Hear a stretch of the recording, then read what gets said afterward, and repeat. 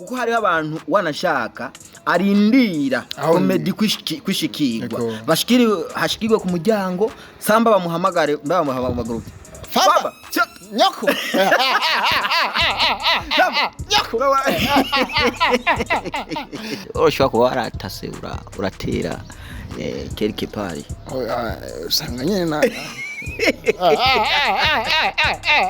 usanga nyene waragize modification uramodifya hari umwenge nyene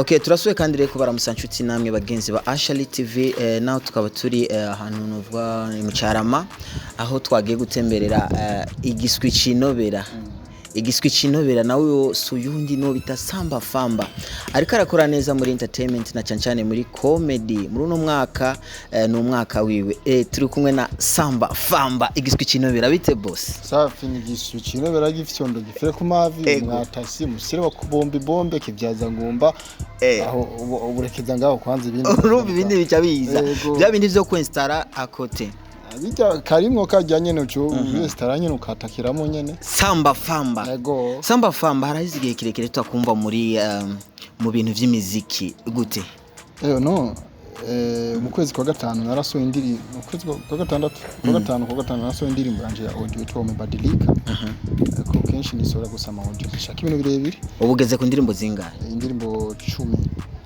10 bakunzi ba Shali TV Samba famba ku bantu batari bamuzi no muririmbyi utamuzi neza ku ndirimbo ziwe wogira yuko ari umuntu wo hakujya muri Tanzania kubera iki cyane ukunda indirimbo ufise umuntu ndo mondoko wa kibongo urazi man R&B nandi mbiryoshe nka R&B kandi ushase kurimba R&B nziza lazima ufanye muundo wa kibongo flavor na maana kiburundi no kibuja flavor wana muziki wa buja flavor na bongo flavor uratandukanye ukisikia muziki wa buja flavor na bongo flavor kuna ladha fulani inashindana sinzi ibyo bintu komaze kubitaro sindiko ndaponda cyangwa imvuga nabi no so mimi ndagira umundo wa bongo flavor kugira ile ladha ambayo nataka kwenye ngoma yangu iwe sawa ndio maana nifanya zangu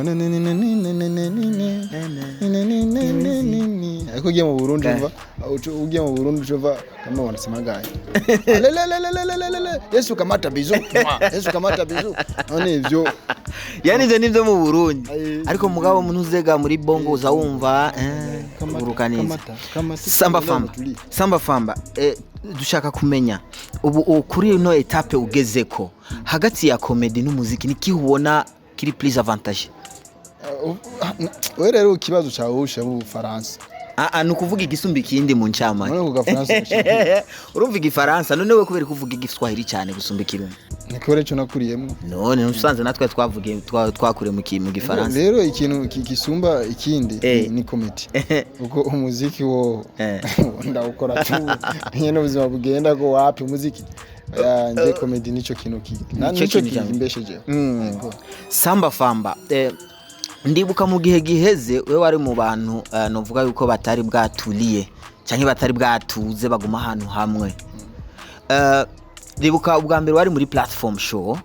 mu bugira kabiri tukubona muri ZM Classic bugira gatatu harandi hantu twakubonye hari he hajya sindahibuka neza gusa hanyuma ava kwinjira mu IIhuriro yari kuri ZM Classic TV nari hari muri JC company company Indundi TV Niho TV platform show TP entertainment nari Buja Art nari muri Mandarina TV yani wingi tu uri kumehangayika sana baba nikihe kigo wakuye muri ibi bintu byo kuzunguruka hano henshi iki kigo nakuyemo nilo nasema subra subra matunda ya subra yanakuwa mengi kuliko ku matunda kukata tamaa hicho kintu nabonye nuko ukisubiri sana au ukiwa na subra unafikia kitu unataka yani wewe ulikuwa miongoni mwa watu ambao walifanya subra kusema wafikie hii hatua kweli nimefanya subra sana Samba famba jara kabazo nkunze kwibariza na cyane ku muntu yamaze kuba umuntu azwi cyane ku munsi ushobora kwakira telefone zingahe z'abantu bashasha utazi? Vraiment ni kubera kenshi nimero yanje nkoresha kuri WhatsApp itaba iri ku ma video itaba iri cyane gusa kenshi mbangamirwa kuri Facebook n'ama nimero mashasha kuri WhatsApp. So ku munsi nko kuri WhatsApp bana ashobora kunyandikira nk'abantu bashasha bagera kuri 20 ku munsi ukaje mwandikiye famba turagukunda tubanga famba turagukunda ni famba n'umufanzi wawe ugasanga nimero nka 20 par jour. Nabonye hariho nuwandise kuri stat avuga yuko nyina we yamubwiye yuko ngo asubiye kuraba comedy zibazo cyamwirukana ngo rero ngo yamwirukanye ngo ubu ngo ariko ari musi y'igiti ariko araraba comedy zawe. Burya ibintu heniwe wowe uca wiyumva gute? Vraiment na mwaka maze kuronga challenge mu kazi kanyu uyu mwaka birangiwera cyane kubera ko ataka cyane. Yego nk'umujama nyene yavuze ngo nyina we yahora mwangira kubona comedy wanje dogo acavuga ati nzoziraba tu hamwe nyina cyamwirukana cyagenda kuziraba musigiti. So ni ikintu gitera intege cyane umuntu aragukunda yani nawe byogenda gutaragukunda tu bora fukuzo bintu cyata uruma. Oya twebwe nk'ama media Samba famba no kuri vyaduteye intege nyinshi bituma tuvuga duteka tugende tumurondere Samba famba kubona hariho abantu benshi batanguye kugutahura kuko twe tukuzi muri game imyaka myinshi rana yo tuwa zose wagize tukuzi muri game gushikaho twabonye caption y'umusani wa rapero bita Fabilove hagupostinze wanashaka gukeza yuko avuga yuko nta yindi comedy ari burabe atari comedy yiwawe. Iki kintu wewe kigutera intege zingana gute wibona hehe mu myaka iri imbere? Vraiment kwanza ndamushimire Grand Frère Fabilove. Grand Fabilove ni twari tuzinanye kandi sindanamubona amasoko yandi kuva mvuka gusa ndamufana. So kuba yarabonye yuko nje ndi umukomedi wa mbere kandi no mutwenza ngaha mu Burundi. So nikubona niko cyerekana yuko akurikirana akazi kiwanje so ni ikintu cyane intege cyane. So kwanza nje ni twari tuvugana na Fabilove. So wabibonye uko umuntu yandukiye screenshot ni manager wanje Amisi yandukiye screenshot akavuganira na Fabilove inbox. Fabilove mubwira man umukomedi waronse famba niwe ndamufana kandi mu ndamukereza acanandukiriza screenshot ya Miss Amisha ndambwira Miss ndagusabye nimero za Fabilove naje ndamwire merci arama nimero ziye amaze kuma nimero ziye uko Fabilove yaramaze kumpostinga ama page ya Facebook ma stati nukuvuga yaramaze kugira icyamamare mu bafanzi biwe wowe aramaze kumenyekana. Kimesha ico cyantwengeje niko yambwiye ngo mu buzima bwiwe naza twenga kandi kenshi atwenga nimba ngo ari mu rusenge. Urumva we mu buzima bwiwe n'umuntu wo gufoka ni asirani ariko njewe nza ndamutwenga so ni ikintu kimi nguvu cyane merci sana brother.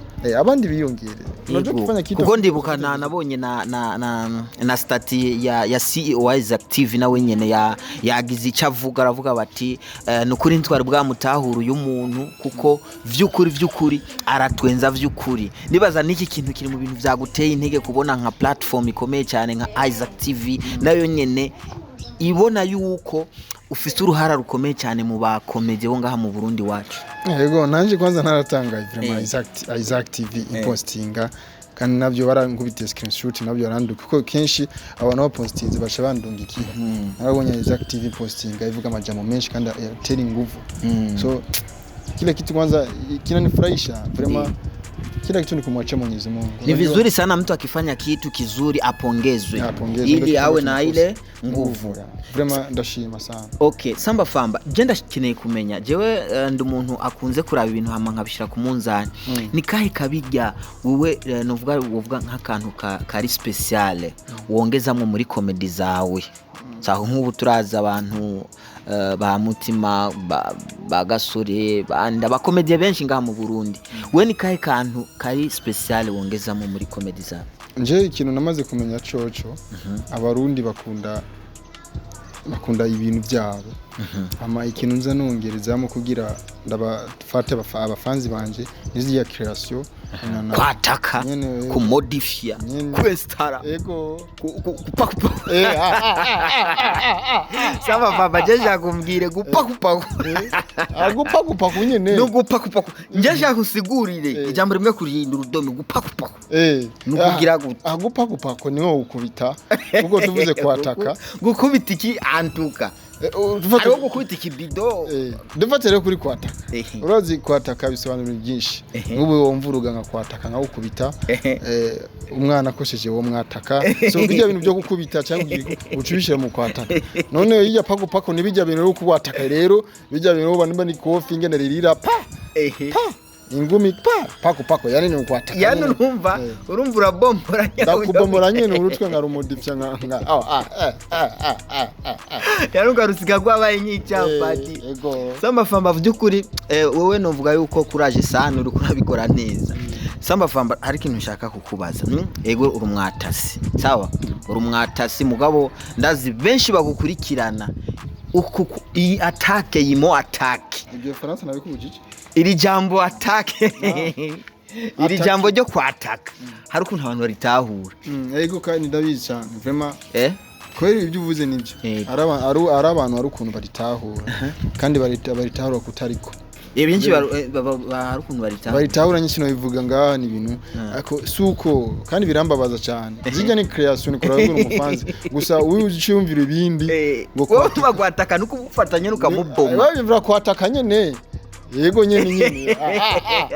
Urazi gitsima bavyimvira nkuko. Urana muri comedy zawe kenshi hari ukuntu buri muri role muri kumwe n'umukobwa. Bakacabona nyanya. Ayo ngati jengera na kwataka neza n'umukobwa wamufatiye ku rugo.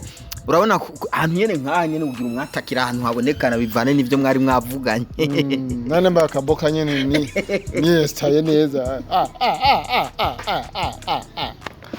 Urumva rero abantu bumvise rijya jambo ryo kwataka no kumodifya no kwestara bagacama birayanga bacabumva umenga kumodifya nibirya bindi bintu nyene ngo cumunonosura nyene ugacumunonosura ukamupako sivyo vraiment bareke kwimvira ibintu byinshi urazi kitwica abantu twarushaka rero ba desinstallere bino bintu ariko bariyumvira batahure yuko kwataka rukundi ari indi system yawe n'izindi creation ziwawe. Ego kwataka man sivyo myumvira kandi buri munsi nzana bivuga tuache tunaribiana brand na mtu ambaye akifikiria hivyo na ana comment kwamba anaelewa kihivyo anakuwa anataka nishushe. So turabye n'aba bagenzi bacu wa ndugu zetu walita lamba lolo talolomba. So ufati uicaye hasi ukatafsiri yo lamba lolo cyangwa yo lolo kuna hari ibintu ushobora gutora kandi by'ubushirasoni bubaho. Igihugu cyacu cha Tanzania kulamba lolo ubivuzeho muri Tanzania bacha bagufata bakugara gufunga ariko ngaha lamba lolo uratwenga kandi abana bose mwibara rusanga ariko babivuga muri ngaha rero mu ukamugira lamba lolo bisigurika acha kubwira yuko ni ikintu nyene kituma aronga courage nyene ndo kulamba lolo iwacu Burundi iwacu Burundi. So ni nko kwataka. So twache kufikiria hivyo twimvira uko ibintu byose birafise ico bisigura si mpaka bisigura uko yumvira ko kandi uyumvira ko ari uko bisigura naho barimwo mama yangu barimwo akantu quelque part abatworoshe mama abari umwatatsi nawe urazi gituma rero nakunda vuga ngaha aha kwataka nari nashase rero kukubaza neza hari abantu bamaze kwataka antuka nka kudusanzwe tumenyera abantu benshi basanga bafise abana baravyaye hanze ushobora kuba waratase uratera quelque part usanga nyene usanga nyene waragize modification uramodifya hari umwenge nyene nari bindawuti hari umwenge hacumuyaga kandi nakidashoboka kuyisa kandi vyandagaye bavyandagariza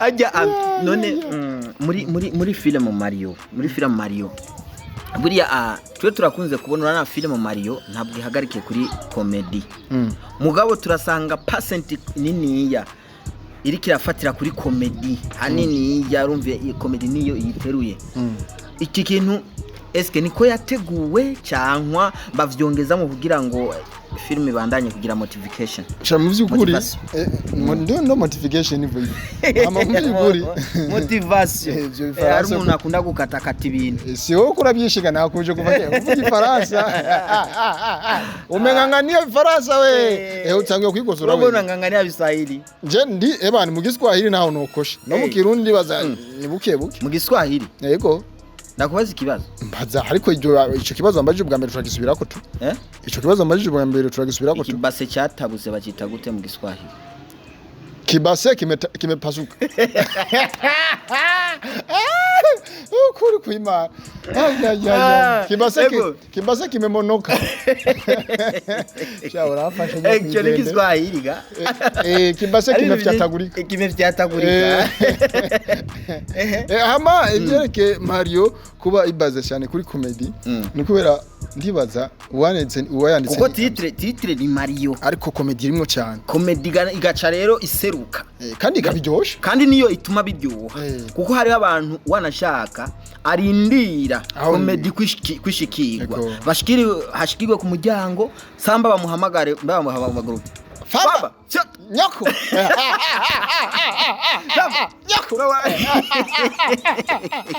ali bindau nabinuka kwa nyuma sawa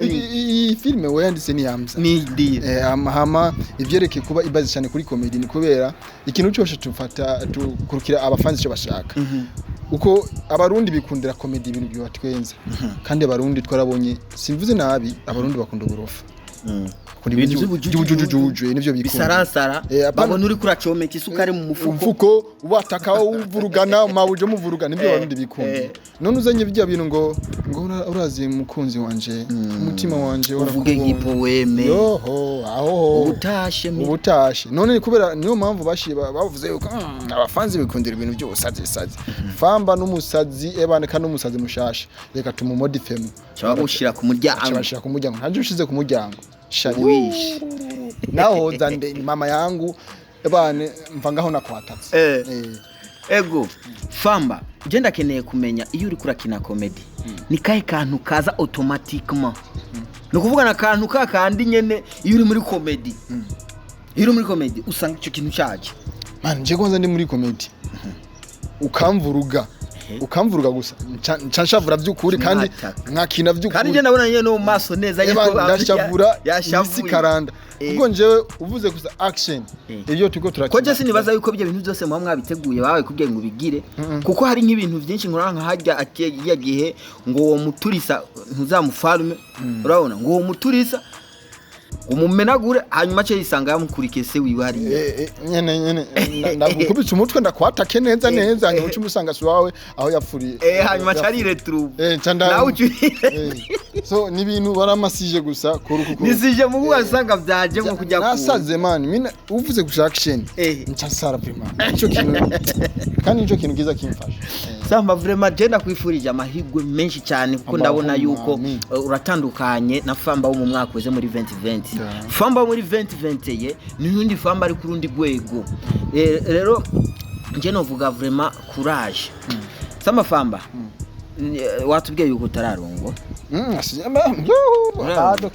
byari rero tuvyitege byari famba hakuna oya ndi kuiteka kurongo nishobora kugira no kwa sababu ni sunna kwenye dini yetu ya Uislamu ni sunna ndibaza nzorongo ariko na projet nago niko ndavyumviye ariko atampisha changu ariko nzozana umugore tu one day yego okay Samba famba kakaraka turutun tugenda turengiza mu tuntu tutudivere twitwa gwagwamo sawa ndibuka igihe winjira mu IIhuriro TV hariho utuntu tudu challenge twinshi novuga yuko yari nk'amazi abira nkari murimwo wikira gihe wewe ni kihe kintu wiyumviriye gukora kugira ngo n'amaburiburi abafanzi bagaruke kuri no ritme uno munsi bariko mu IIhuriro TV urana yuko harabaho shit ikomeye cyane kiriya gihe mbega wewe ni kihe kintu nyamukuru wakoze koko wewe bisa nuko ari umuntu waje kuziba igihengeri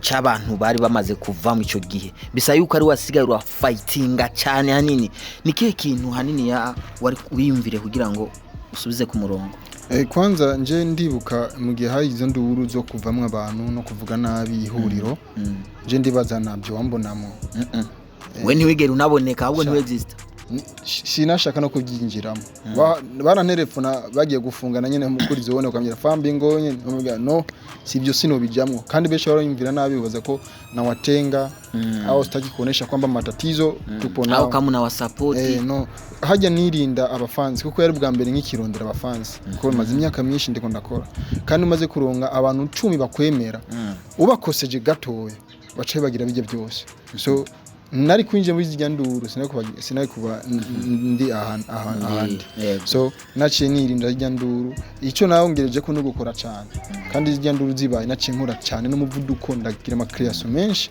na just banyingi narakoze yo mani njewe abdoneroge nukuri abdoneroge mani famba mu timu y'Ihuriro TV nuhe muntu uvuga bati juno muntu turakoranye neza gusumba uyu muntu ndamubuze ndabona ko ari ingorane ikomeye Hamza urumva umubuze ni problem Hamza ujya n'umutwe ujya n'undi umutwe dufise ngaho mu Ihuriro Hamza vraiment turakorana neza cyane gusa agabanyishavu afisha arashavura cyane oyo rona aba director kenshi niko bimeze niko bimeze ariko sometimes na control Hamza ndamukunda n'umuntu clear sawa kabisa Samba famba hariho filme Jewe novuga yuko haize imyaka hafi igera kuri 2 sinzi yuko ko bari je kudakurikirana imbuga ngurukana bumenyi filme yitwa Kongolo ni filme wakiniye hanze atari mu Ihuriro TV iyo filme igezehe mbega iyo filme uburongozi bw'Ihuriro TV buzokurekurira kuyibandanya filme Okay, iyo filme yitwa Kongolo kwanza narayikoze ntarinjira mu Ihuriro TV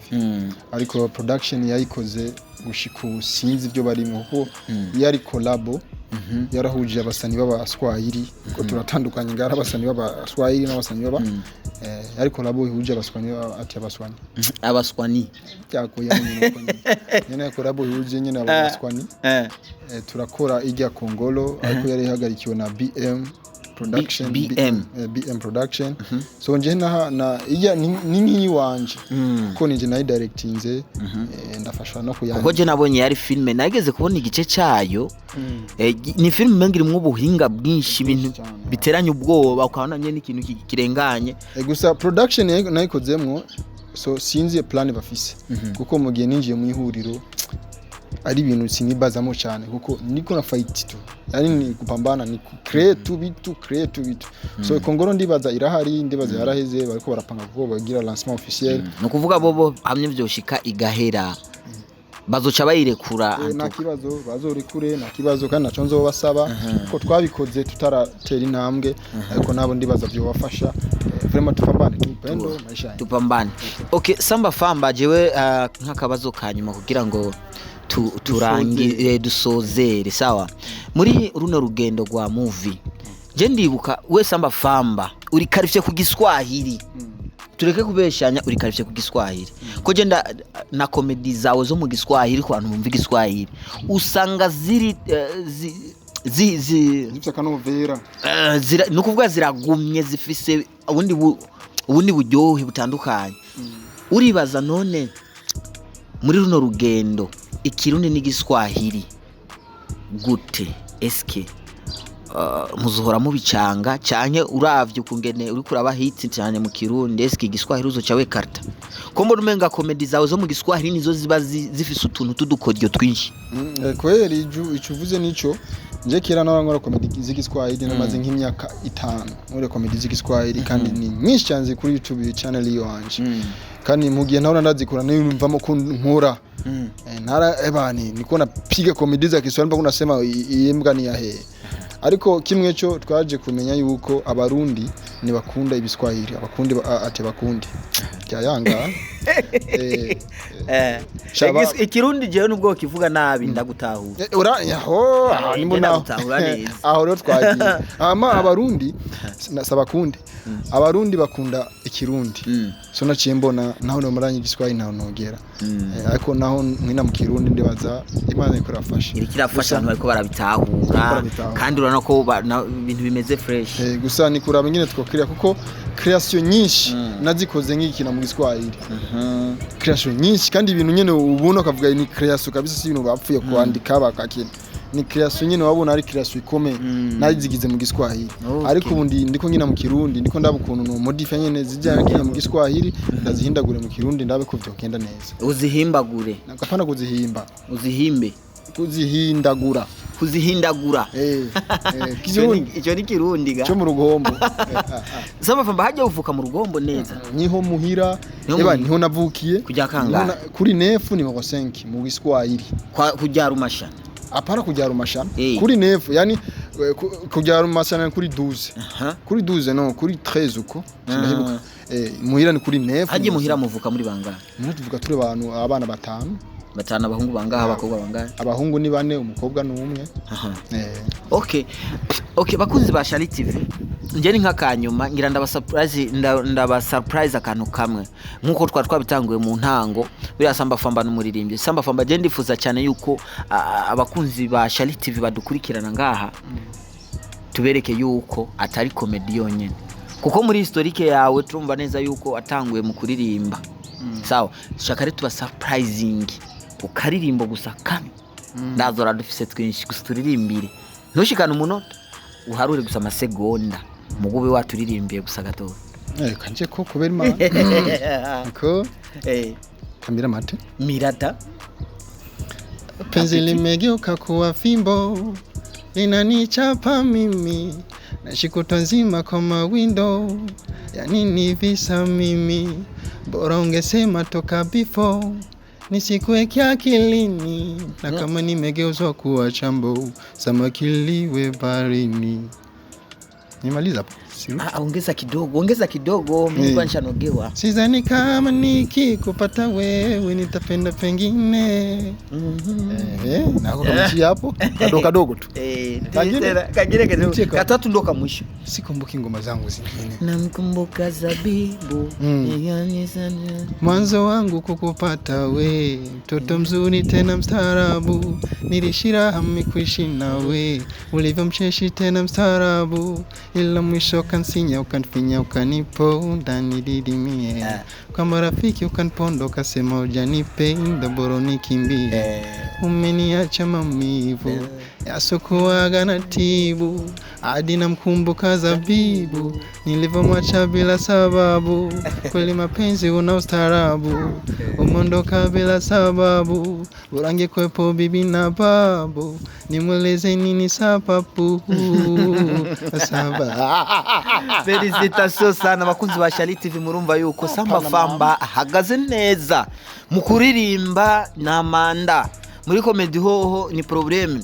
Reka rero tugushimire cyane Samba famba. Kandi ndabashimire kandi ndababwire Imana ibanjimire. Ebana.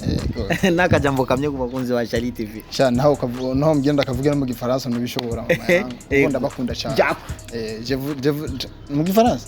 Muga ntubatake wa muhungu? No atake. Ntubatake ntuba modifier. Ntuba désinstaller. Les amis à Shali TV.